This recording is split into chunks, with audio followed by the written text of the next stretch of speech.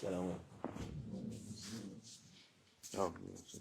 Bismillahirrahmanirrahim. Ve salatu ve selamu ala Resulü Muhammedin seyyidil evvelin ve ahirin. Meded ya Resulü, meded ya Sadat ashab-ı Resul, meded ya Meşâh-ı Destur. Ve inşallah fazla hasen şerefine ve tarikatuna as-sahaba vel hayru fil cemiyye. Allah şükür Şevval ayı ağır aydır. Mübarek Ramazan'la hac ayları arasında bu ay oluyor. Şimdi de inşallah yarın öbürsü gün Zülkade ayı hacılar başlarlar haca yolculuklarını. Bu insanlar için Allah Azze ve Celle'nin bir lütfu, mucizesi olarak Allah Azze ve Celle'nin dediği şeyler insanın yaptığı, kendi kafalarına göre yaptığının arasında tabii fark, yani mukayese olacak değil. Mukayesede bir şey olmaz. Allah Azze ve Celle'nin tayin ettiği insanlara onların faydası için, onların iyiliği içindir. Hac da onlardan birisidir.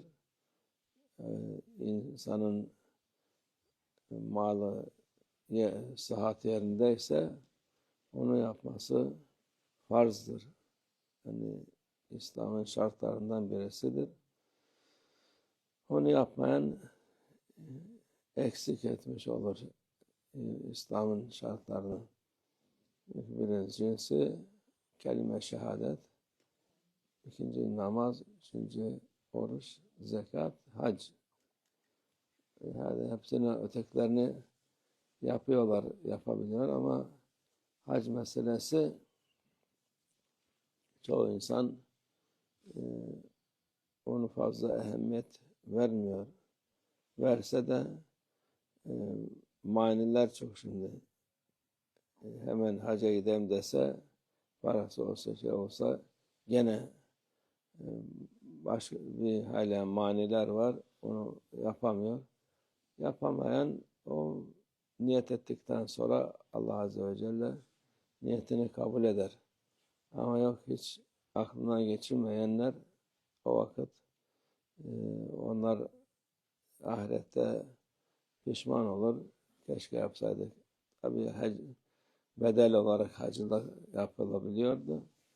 O sevabın hacca mukarene olarak, mukayese olarak da yani binde bin mi, 10.000'de bin, 100.000'de bin mi o fazilet sevap gelir insana, o başka mesele.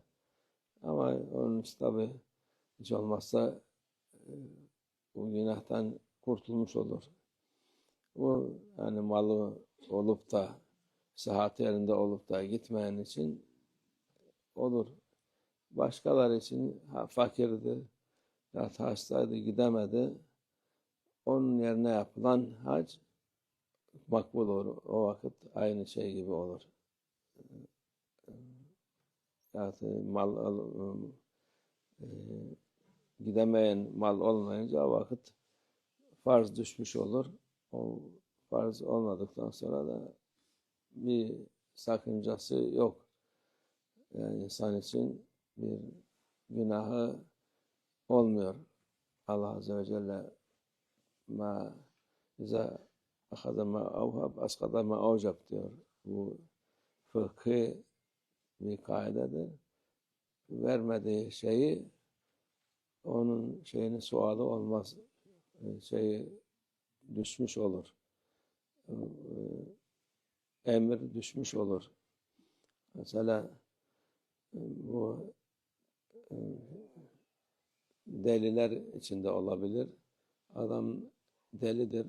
Onun aklında aklı yok. Artık ona ne namaz vaciptir, ne oruç vaciptir, mükellef değil. Yani onu. Bu hac meselesi de parası olmayan, sıhhat yerinde olmayan için onlar da o da düşmüş olur onun üstünden. Farzlı düşmüş olur. Yapamayınca o sorulmaz ondan. Ama her mani olmadan varsa onu yapması lazım insan. Dediğimiz gibi maniler de çok var şimdi. Yasaktır, ya, şuydu buydu, bu kadar insan alırız, bu kadar e, kabul ederiz deyince o farza insanın üstünden düşmüş olur. Öteki türlü gitmesi lazım. Allah herkese nasip etsin. Çünkü öyle bir yolculuk herkesin ruhaniyeti için fazilet, bereket, sevap kazanması için lazımdır. Mescid-i Haram'da bir namaz kılmak 100.000 namaz kılmak gibidir. Yani bir namaz neredeyse bir ömür gibi kıldığım bütün namazlar kadar fazileti oluyor. Peygamber Efendimiz'i ziyaret etmek, onun huzurunda durmak, o başka bir güzellik, başka bir fayda. Bir de 1000 namaz, her namaz, orada kılınan namaz 1000 namaza bedeldir. Sevabı, fazileti, her şeyi. Allah hepimize nasip etsin. Gidemeyenlerde inşallah nasip olsun inşallah. Amin. Allah tevfik. El Fatiha.